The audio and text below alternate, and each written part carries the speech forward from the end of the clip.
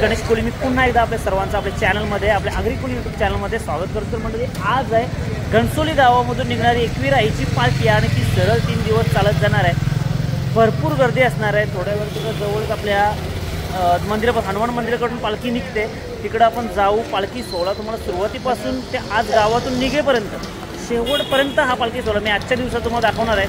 बघा, व्हिडिओचा आनंद घ्या आणि असेच आपले आगरी कोळी ब्लॉग्स बघण्यासाठी पुढे तयार राहा, कारण आपला सीझन आता कंटिन्यू असणार आहे। लाईक करा, शेअर करा आणि सबस्क्राईब करा। बोला एकविरा माते की जय, आई माऊलीचा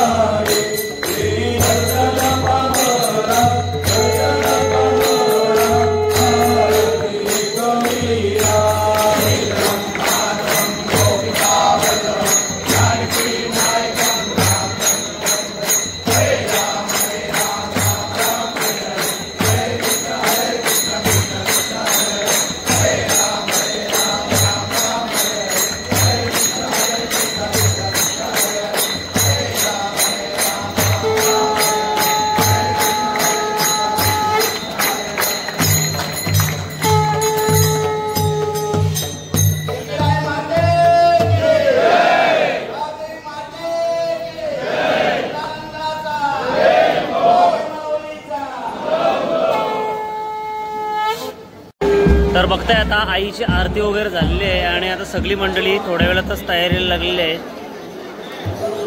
लगेच आता थोड्या वेळामध्ये इथून पालखी निघेल, कारण आरती झाल्यानंतर लगेच आता आरतीनंतर गावात लोकांचं दर्शन असेल, दर्शन झाल्यानंतर लगेच पालखी पुढे निघते।